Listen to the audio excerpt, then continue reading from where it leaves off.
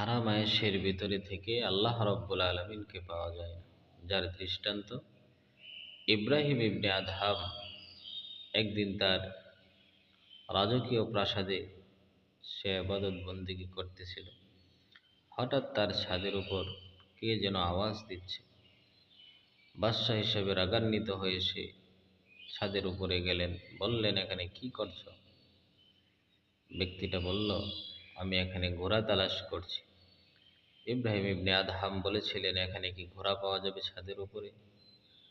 তখন ওই ব্যক্তি জবাবে বলেছিলেন, বাদশাহ, এখানে যদি ঘোড়া না পাওয়া যায়, আপনি কিভাবে ভেবেছেন যে এই আরাম আয়েশের ভিতরে আপনি আপনার মালিককে পাবেন? এই কথা শোনার সাথে সাথে ইব্রাহিম ইবনে আদহামের চক্ষু খুলে যায়। বাদশাহিয়াত ছেড়ে আল্লাহ রব্বুল আলমিনকে পাওয়ার জন্য নির্জনে চলে যায় এবাদত বন্দি করার জন্য। অতএব আমাদেরও মাওলাকে পেতে হলে নির্জনে ইবাদত বন্দেগী করতে হবে।